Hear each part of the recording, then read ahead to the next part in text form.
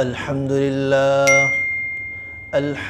لله نحمده ونستعينه ونستغفره ونعوذ بالله من شرور أنفسنا ومن سيئات أعمالنا من يهده الله فلا مضل له ومن يضلله فلا هادي له ونشهد أن لا إله إلا الله وحده لا شريك له ونشهد أن محمدا عبده ورسوله أما بعد فأعوذ بالله من الشيطان الرجيم بسم الله الرحمن الرحيم إن الله وملائكته يصلون على النبي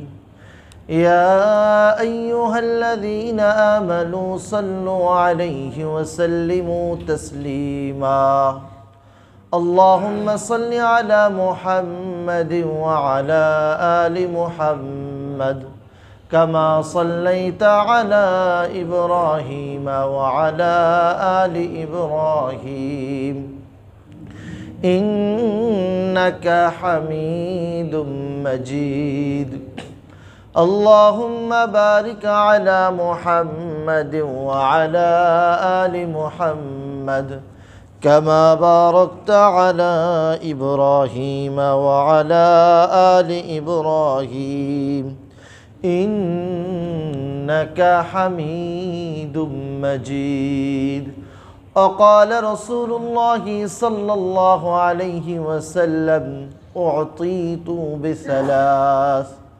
الصلاة وخواتم سورة البقرة ومن أمتك من لا يشرك بالله شيئا فغفرت له أو كما قال عليه الصلاة والسلام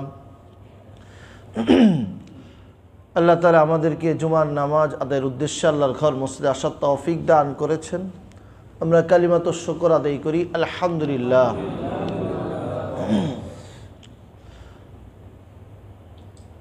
দরজাগুলো একটু খুলে দেন, দরজা সব খুলে দেন, দরজাগুলো খুলে দেন, পুরো খুলে দেন। হ্যাঁ,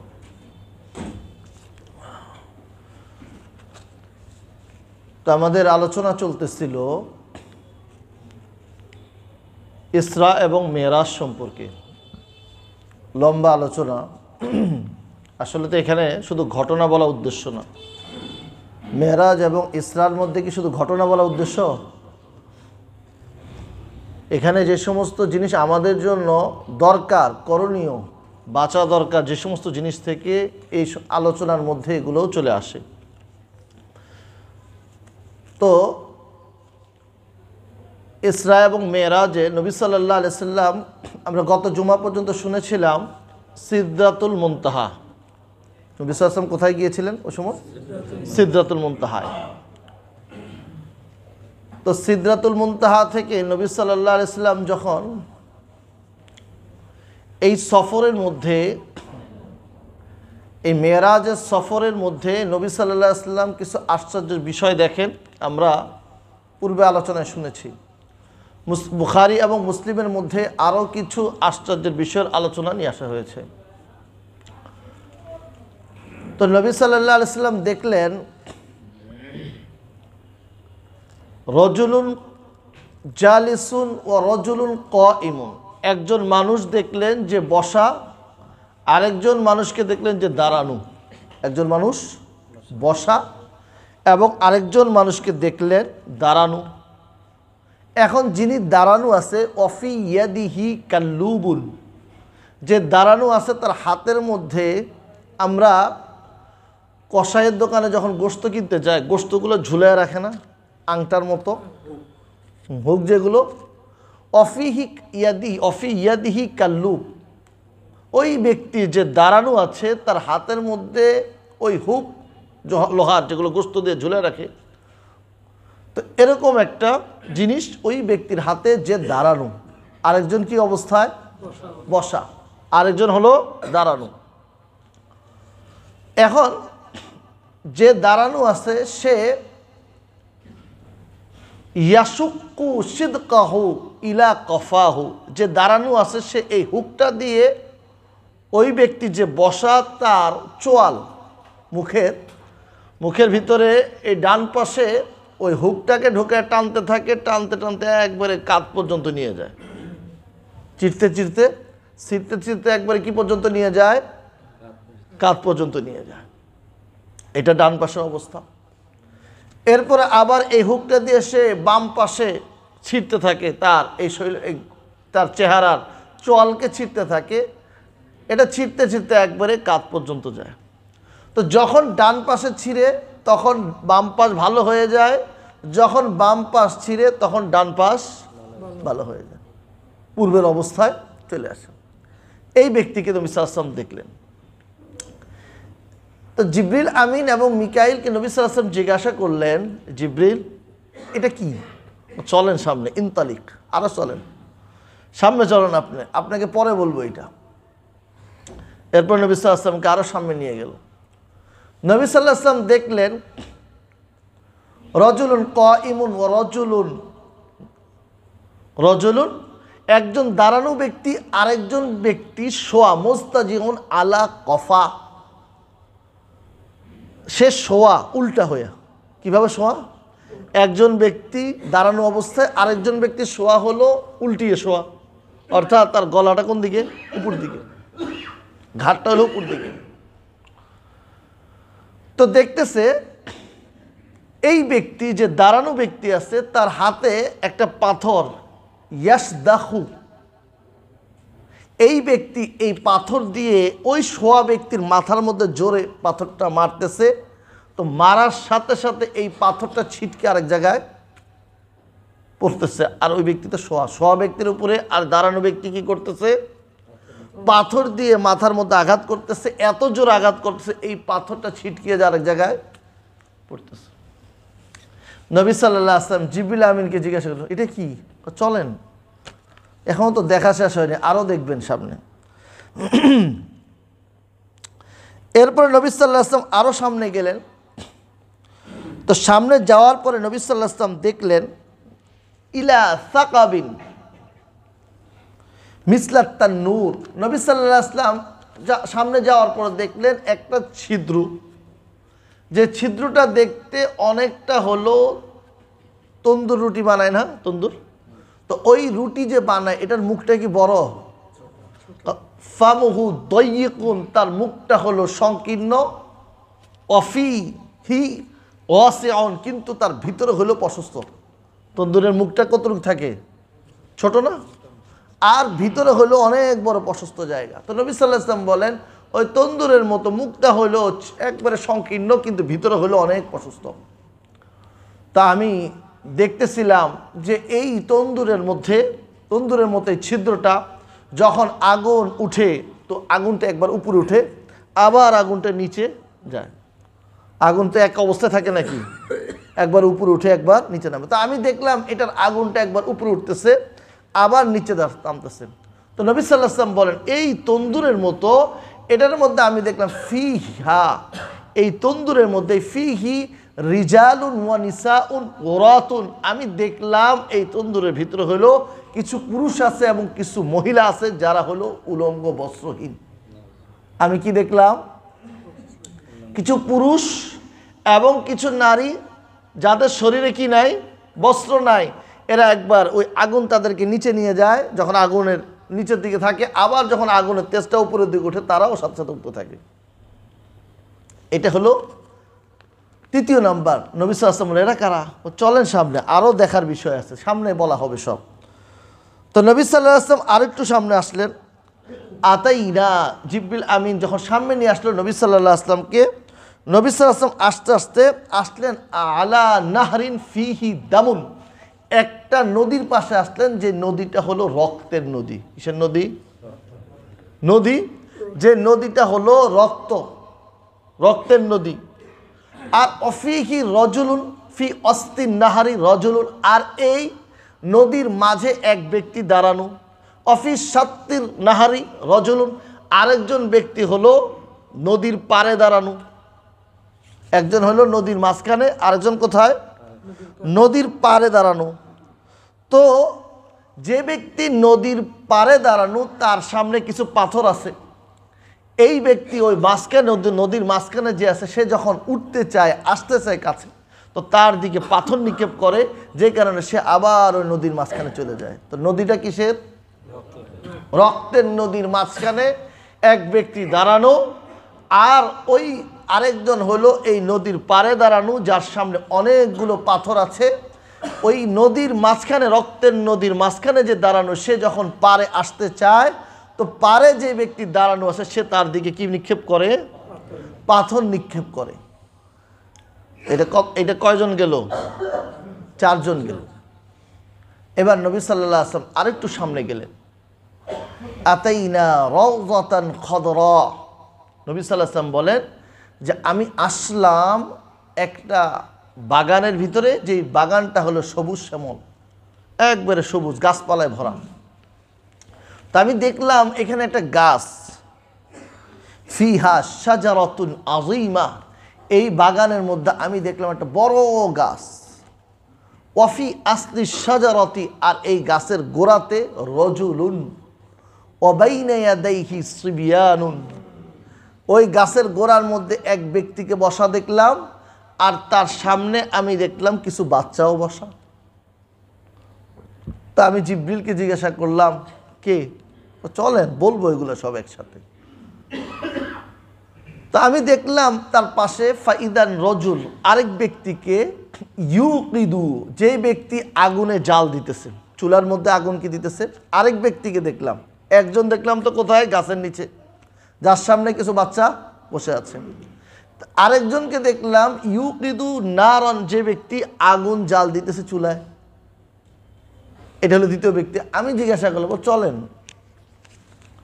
তো আরেকটু সামনে যখন গেলাম, তো আমি দেখলাম, তো সামনে যাওয়ার পরে ফাসাইদা বি, জিবরিল এবং মিকাইল আমাকে উপরের দিকে উঠাইল। কোথায় উঠাচ্ছে? উপরের দিকে। তো উপরের দিকে যখন উঠাচ্ছে, আমি উপরে উঠতেছি, ইলা জিল্লিশ শাজার, তা আমি যখন দেখলাম একটা গাছের ছায়া, উপরে উঠলাম, তো গাছের উপরে উঠতে উঠতে গাছপালা, তো দেখলাম একটা ঘর। এখানে দেখলাম কি একটা ঘর, গাছের মধ্যেই একটা ঘর।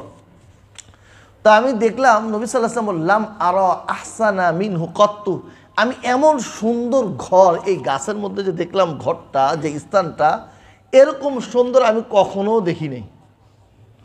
এমন একটা সুন্দর ঘর দেখলাম এই গাছের ডালের মধ্যে বানানো, এরকম সুন্দর ঘরে যে আমি প্রবেশ করলাম, এরকম ঘর আমি কখনো দেখিনি। তো এরপর আমি ওখান থেকে বাইর হইলাম, আবার আরেকটু উপরে উঠলাম। ওঠার পরে দেখলাম একটা ঘর, আরেকটা ঘর। তো যে ঘর দেখার পরে দেখলাম এই প্রথম ঘর থেকে এই দ্বিতীয় ঘরটা আরো সুন্দর। প্রথম ঘর যেটা দেখলাম, এটা থেকে দ্বিতীয়টা আরো সুন্দর। তো এই যে একটা অবস্থা, তো জিবরিল আমিন এতগুলো জিনিস দেখার পরে এখন এক একটা করে নবী সাল্লাল্লাহু আলাইহি ওয়াসাল্লামকে বলতেছে। তো প্রথম কি দেখলো? এক ব্যক্তি যার গালকে আংটা দ্বারা, হুক দ্বারা ছিঁড়া হইতেছে। দ্বিতীয় দেখলো এক ব্যক্তি শোয়া পাথর দিয়ে তার মাথাকে একবারে চূর্ণ বিচূর্ণ করে দেওয়া হচ্ছে। তৃতীয় ব্যক্তিকে দেখলো কি অবস্থায়? কিছু মানুষ আগুনের তন্নুরের মধ্যে বস্ত্রহীন অবস্থায় আছে। আগুন যখন বা আগুনের হিট যখন বাড়ে, উপর দিকে উঠে আবার নিচে চলে যায়। চতুর্থ নাম্বার দেখলো রক্তের নদীতে একজন মানুষ, যে কাছে আসতে চাইলে তাকে পাথর মারা হয়। এরপরে দেখলো একজন গাছের নিচে একজন বয়স্ক মানুষ, যার সামনে কিছু বাচ্চা। এরপরে দেখলো যে একজন মানুষ চুলায় আগুন দিচ্ছে, জাল দিচ্ছে। গাছের প্রথম দেখলো যে একটা সুন্দর ঘর, এরপরে আরেকটা ঘর দেখলো যেটা এর থেকেও সুন্দর। জিবরিল আমিন নবী সাল্লাল্লাহু আলাইহি ওয়াসাল্লামকে এক একটা করে এখন বলতেছে যে শুনুন, যে ওই ব্যক্তি যাকে আপনি দেখছেন,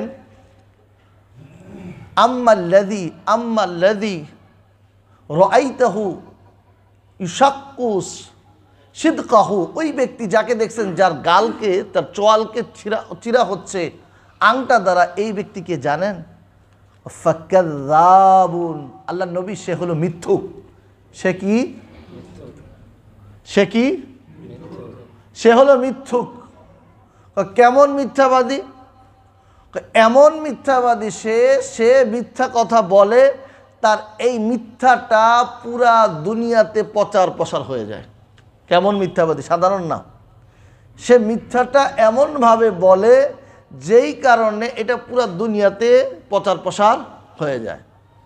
অর্থাৎ বর্তমান সময়ে যদি আমরা বলি, সে মিডিয়া ভিত্তিক মিথ্যাবাদী। সে কিসের মিথ্যাবাদী? ফেসবুকে লিখে দিলেন একটা, তো এটা কি 3 জনের মধ্যে থাকবে নাকি? বাংলাদেশে আছে সেও দেখতে পারবে, সেই পৃথিবীর আরেক কোণার মধ্যে আছে সেও দেখতে পারবে। একটা মিথ্যা সংবাদ ছড়ায় দিল, যেটা সমস্ত মানুষ জানলো। এই যে মিথ্যুক, এই মিথ্যুকের অবস্থা কি হবে? তো এটা কি সাধারণ চিরা? তার এই চিরা চলতে থাকবে, চিরা চলতেই থাকবে। তো ওই জায়গায় জিবরিল আমিন আল্লাহ নবী, তার শাস্তি চলতেছে, তার শাস্তি চলতে থাকবে এমনভাবে। তো মিথ্যুক এমন মিথ্যুক যার মিথ্যাটা পুরা দুনিয়াতে ছড়ায় যায়, তার শাস্তি এটা। এরপরে আরেকজন ব্যক্তি দেখলো যে শোয়া আছে, যার মাথাটাকে পাথর দ্বারা চূর্ণ বিচূর্ণ করে দেওয়া হচ্ছে।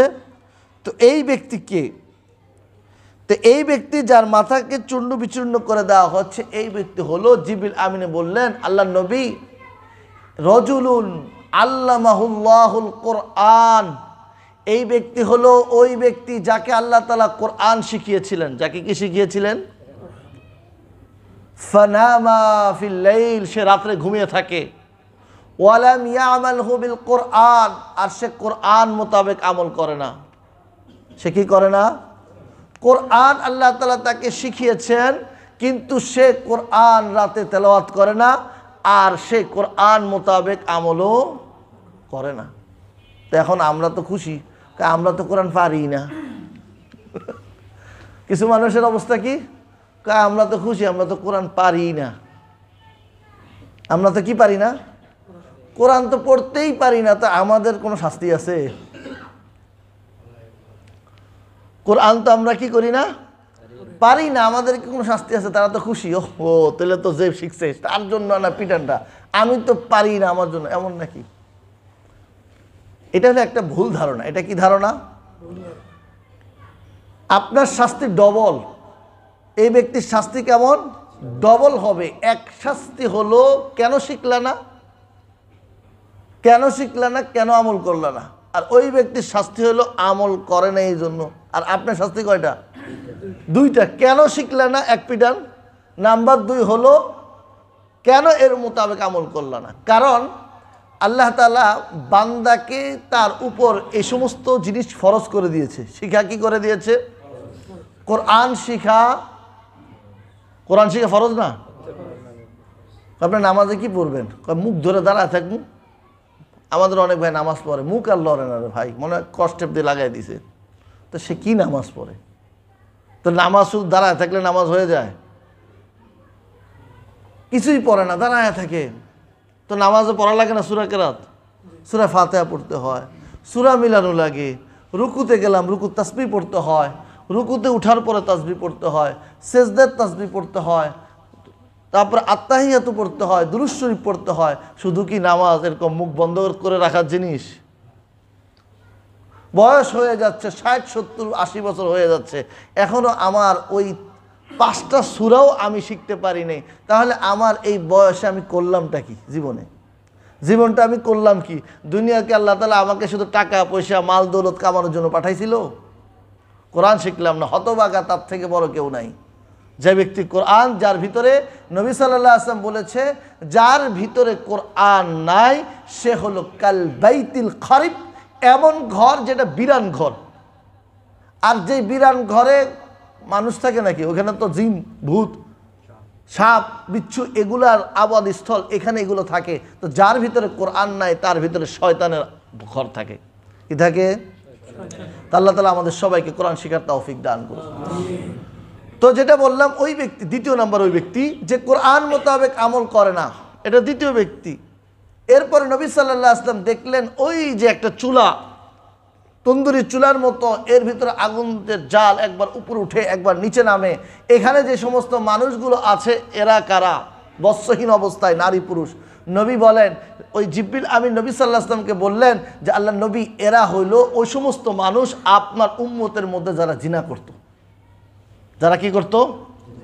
ব্যভিচার করত। কয় না, এটা তো আপোষে করেছে, আপোষে করুক আর আপোষ ছাড়া করুক, জিনা জিনাই, ব্যভিচার ব্যভিচারী, যে অবস্থায় হোক না কেন ব্যভিচার ব্যভিচারী। অবৈধ সম্পর্ক, বৈবাহিক সম্পর্ক ছাড়া যত সম্পর্ক আছে এগুলো সব হলো অবৈধ সম্পর্ক। আর এই অবৈধ সম্পর্কে যেটাই হবে এটাই হলো জিনা। অবৈধ সম্পর্কে আপনি হাত দিলেন শরীরে, আপনি হাতের জিনা করলেন। চোখ দিয়ে দৃষ্টি তাকাইলেন, আপনি চোখের জিনা করলেন। আপনার মুখ লাগাইলেন, আপনি মুখের জিনা করলেন। আপনার পাও লাগলো, আপনি পায়ের জিনা করলেন। তো শরীর লাগলো, শরীরের জিনা করলেন। তো এই যে অবৈধ সম্পর্ক যেটাই হবে সেটাই হলো জিনা। তো নবী সাল্লাল্লাহু আলাইহি ওয়াসাল্লামকে বলা হলো, আল্লাহ নবী, এরা হলো আপনার উম্মতের মধ্যে যারা জিনা করে ওই সমস্ত মানুষ, এদের অবস্থা এটা। যাদের শরীরে কি নাই? কাপড় নাই। তো তার শরীরে কাপড় নাই, আরও জিনা কত বড় গুনাহ দেখেন, কত বড়। একজন মানুষ একজন নারীর দিকে সে এমন দৃষ্টিতে তাকাইলো যে দৃষ্টিটা খারাপ দৃষ্টি, তো ওই পুরুষ সে ওই নারীর সাথে হলো চোখের জিনা করলো। কিসের জিনা করলো বলে? চোখের জিনা। ওই জিনার গুনাহ তো একটাই। তো জিনা লাইন, চোখের জিনা হলো, পায়ের জিনা আছে। তো একজন নারীর দিকে সে কুনজরে তাকাইলো, তো এই যে নারী যে তাকে কুনজরে তাকানোর সুযোগ করে দিল, সেও এই জিনার মধ্যে শামিল। সেও কি হবে? সে তাকাইছে কেন, আমার দোষ কি? আপনি খোলামেলা চলেন কেন? তো আপনার দিকে যত মানুষ তাকাবে, যত মানুষ তাদের খায়েশাত নিয়ে কাম নিয়ে সে তাকাবে, আপনিও সেই গুনার মধ্যে শামিল হবেন। যারা তাকাবে তারাও জিনার গুনার মধ্যে শামিল, আর যার দিকে তাকাচ্ছে, যে মাধ্যম বলছে, সেও গুনার দিকে শামিল হবে। আল্লাহ তাআলা আমাদের সবাইকে এই গুনাহ থেকে বেঁচে থাকার তৌফিক দান করুক। তো জিনা যারা জানি হবে, যারা ব্যভিচার করবে, তাদের শাস্তি নবী সাল্লাল্লাহু আলাইহি ওয়াসাল্লাম দেখলেন। তাদের শরীরে কাপড় নাই, তাদের শরীরে কি নাই? কাপড় নাই, বস্ত্রহীন অবস্থায় উলঙ্গ তাদেরকে জাহান্নামের মধ্যে রেখে দেওয়া হয়েছে। যেই আগুনের চুলার যখন হিট পারে উপরে উঠে আবার নিচে যায়। এরপরে নবী সাল্লাল্লাহু আলাইহি ওয়াসাল্লাম দেখলেন ওই মানুষ, জিবরিল আমিন বলতে, আল্লাহ নবী, ওই নদীর মধ্যে যাকে দেখছেন রক্তওয়ালা নদী, আল্লাহ নবী সে হলো সুদখোর। সে কি? আকিলুর রিবা। সে হলো সুদখোর। সে, আপনি যাকে নদীর মধ্যে দেখছেন, সুদখোরের শাস্তি এটাই হবে, সে সমুদ্রের ওই নদীর মধ্যে দাঁড়ায় থাকবে, রক্তের নদী, তার উপরে পাথর নিক্ষেপ করা হইতেই থাকবে, আর এটা চলতে থাকবে, এটা চলতে থাকবে। সুদ এটা হারাম, এটার বৈধতার কোনো সুযোগ। ও আহাল্লাল্লাহুল বাইআ ও হাররামার রিবা। সুদ হারাম, সুদ হারাম। এই সুদকে কোনোভাবে বৈধ করা, সুদ হারাম, এটা কখনো বৈধ হবে না। বৈধ করার কোনো সুযোগ নাই, এটা করার সুযোগ নাই। আপনার নাম পরিবর্তন করতে পারেন, সুদ সুদই থাকবে। কেউ যদি বলে পেট্রোলকে যে এটা হলো কোল্ড ড্রিঙ্কস, খাবে কেউ? পেট্রোল মজুর বোতলে ভরে দিয়ে দিছে, বলে ভাই এটা কোল্ড ড্রিঙ্কস। পাগল হয়েছে নাকি, পেট্রোলের গন্ধ পাচ্ছি। নাম পরিবর্তন হয়েছে তো, এটা তো মজু, খান। না, খাওয়া যাবে না। খাবে কেউ? আরে ভাই, নাম পরিবর্তন হলে কি, ভিতরে পরিবর্তন তো হয় নাই। তো সুদ তো সুদই আছে, যতই নাম পরিবর্তন করুক ওই সুদ সুদই থাকবে। নামের পরিবর্তনের কারণে কোনো কিছু। তো সুদখোরের শাস্তি নবী সাল্লাল্লাহু আলাইহি ওয়াসাল্লাম দেখলেন যে তাকে আগুনের ওই নদীর মধ্যে, রক্তের নদীর মধ্যে সে ব্যক্তি, আর তার দিকে কি নিক্ষেপ করা হচ্ছে? পাথর নিক্ষেপ করা হচ্ছে পার থেকে। সে আসতে পারতেছে না, সে যতই কাছে আসতে চাচ্ছে তাকে পাথর মেরে আবার ওই জায়গা মতো পাঠিয়ে দেওয়া হচ্ছে। আল্লাহ আমাদের সবাইকে সুদের থেকে বেঁচে থাকার তৌফিক দান করুক। এরপরে নবী সাল্লাল্লাহু আলাইহি ওয়াসাল্লাম দেখলেন যে একটা বাগানে ঢুকলেন, যে বাগানের একবারে নিচে মোটা একটা গাছ, শাজারাতুন আযীমাতুন, মোটা গাছ, যেই গাছের নিচে এক ব্যক্তি, বয়স্ক ব্যক্তি বসা। বাইনে ইয়াদাইহি সিবিয়ান, তার সামনে হলো ছোট ছোট বাচ্চারা। তো জিবরিল আমিন বলে, আল্লাহ নবী একে জানেন? ইনি হলো হযরত ইব্রাহিম আলাইহিস সালাম। আর এই সমস্ত বাচ্চা যারা তার সামনে বসা, এরা হলো মুসলমানদের ছোট বাচ্চারা। মুসলমানদের ছোট বাচ্চারা যারা ছোট অবস্থায় মারা গেছে, ওই সমস্ত বাচ্চারা ইব্রাহিম আলাইহিস সালামের সামনে বসা। আর ওই ব্যক্তি যাকে আপনি দেখতেছেন আগুনে জাল দিতেছে, এই ব্যক্তিকে জানেন? নবী সাল্লাল্লাহু আলাইহি ওয়াসাল্লামকে জিবরিল আমিন বলল যে এই ব্যক্তি হলো মালিকু খাজেন, জাহান্নামের যিনি আগুনের হিট দেয়, জাহান্নামের দারোয়ান, যিনি আগুন জাহান্নামে দেখভাল করে, তিনি হলো সে, এই ব্যক্তি। এরপর নবী সাল্লাল্লাহু আলাইহি ওয়াসাল্লামকে ওই গাছ থেকে একটু উপরে উঠে নিয়ে গেল। ফাসাইদা বি, তো আপনি যে প্রথম ঘরটা দেখলেন না, দারুল উলা, এটা হলো এটা হলো জান্নাত লি আম্মাতিল মুসলিমিন, মুসলমানদের সাধারণ মুসলমান যারা। দেখ, এই ঘরটা কাদের জন্য? প্রথম ঘর যেটা দেখলেন অনেক সুন্দর। নবী বলছে কি, লাম আরা আহসান কত্তু, আমি এরকম সুন্দর কখনো দেখি নাই। আর এটার ব্যাপারে জিবরিল আমিন বলতেছে, এই ঘর যেটা দেখছেন আপনি, এরকম সুন্দর ঘরটা, এটা হলো সাধারণ মুসলিমের জন্য। কাদের জন্য?